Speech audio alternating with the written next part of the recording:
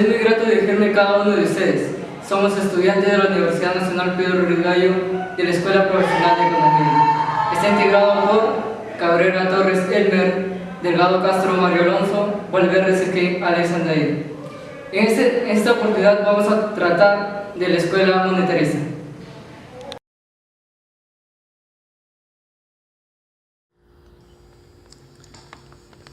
La escuela monetarista.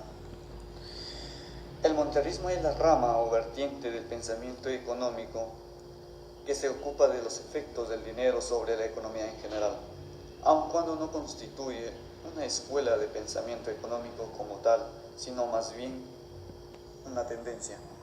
Ha ejercido una gran influencia sobre numerosos economistas y de hecho hay una escuela de pensamiento económico, la Escuela de Economía de Chicago, que generalmente es percibida como monetarista, hasta que el punto de que en el presente, cuando se causa el término monetarista, generalmente, por los no especialistas, se entiende referido a los monetaristas influidos por Milton Friedman.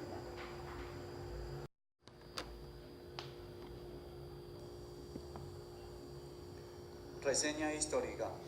El origen de la escuela monetarista surge como doctrina después de la Segunda Guerra Mundial y llegó para poner en duda la tendencia de los primeros keynesianos, quienes ponían mucho énfasis en la política fiscal en que se daba durante los años 1935-1960. La teoría formulada por Milton Friedman, la cual se basa en el liberalismo, su preocupación máxima es la inflación. El monetarismo surge a través de la escuela neoclásica y constituyó una de sus vertientes que tuvo una gran influencia en desarrollos posteriores.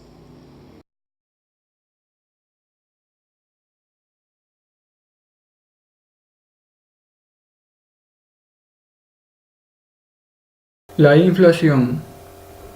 La inflación se produce cuando la cantidad de dinero aumenta más rápidamente que la de bienes y servicios. Cuando mayor es el incremento de la cantidad de dinero por unidad de producción, la tasa de inflación es más alta. Aunque muchas personas, principalmente los políticos, quieran darle causas diferentes a la inflación que la del dinero, los monetaristas son muy claros y estrictos en el planteamiento donde dicen: la inflación es principalmente un fenómeno monetario, pero también reconocen un segundo factor, la producción, o lo que es más claro, la baja productividad. Nada es más importante que el bienestar económico a lo largo de un país con el crecimiento de la productividad. Si en un país la tasa de crecimiento es del 3.5% anual, la producción se dobla en un plazo de 20 años, pero si el incremento fuera del 5% anual, se doblaría en un plazo de 14 años, lo cual es una diferencia significativa causada por la baja productividad. El enfoque monetarista recibió fuertes críticas de Keynes y luego de los keynesianos, focalizados en la ineficacia de la oferta monetaria para influir sobre la tasa de interés y en la inestabilidad de la velocidad de la circulación del dinero. Desde mediados de los 50 emergió la revolución monetarista, con énfasis en la causalidad de emisión monetaria sobre la inflación y la neutralidad del dinero, en clara contradicción con el keynesianismo. Desde los 60 también se enriqueció el debate teórico y de políticos en relación con el mecanismo de transición monetaria.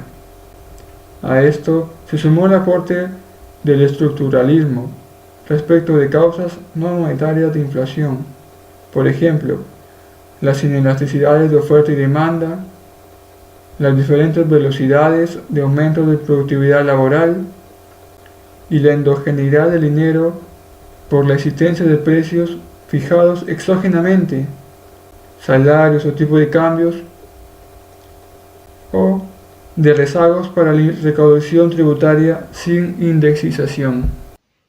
Principales exponentes del monetarismo. Milton Friedman. Nacido en Brooklyn, Nueva York, en el año 1912, considerado el fundador del monetarismo moderno, tal como es simplificado en la Escuela de Economía de Chicago, y una de sus mayores influencias en el pensamiento económico de la segunda parte del siglo XX, incluso posteriormente, a través de su influencia en la nueva economía. Fue Premio Nobel de Economía en el año 1976. Friedman fue consultado si que quería conformar el staff de Bureau.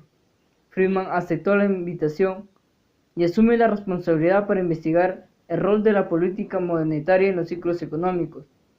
Como resultado, inicia el Chicago Workshop, un taller sobre moneda y banca que promueve un revival sobre estudios monetarios y un renovado interés por la teoría cuantitativa del dinero.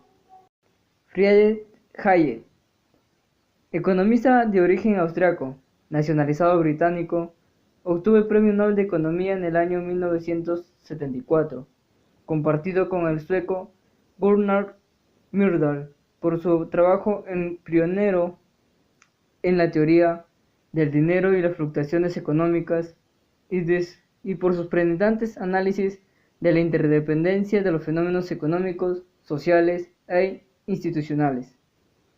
Anna Schwartz. Anna Schwartz nació en la ciudad estadounidense de Nueva York el 11 de noviembre de 1915. Fue una de las economistas estadounidenses de la Agencia Nacional de Investigación Económica en la ciudad de Nueva York, y según Paul Krugman, una de los monetaristas más importantes del mundo. Wicksell. Nació en Estocolmo, Suecia, el 20 de diciembre de 1851. Wicksell, en general, buscó defender la sugerencia de la teoría cuantitativa. Desde su punto de vista, hay una cierta cantidad de circulante que mantiene los precios estables. Esa cantidad está determinada por la relación entre la tasa de interés y la tasa de ganancia del capital. La tasa normal o natural es aquella en la cual los ahorros se equiparan a la inversión. En otras palabras, es aquella que la tasa de interés del capital que existiera si la economía estuviera en equilibrio y ni siquiera hubieran bancos u otras instituciones financieras, incluso si los préstamos o inversiones no fueran en dinero sino en bienes de capital.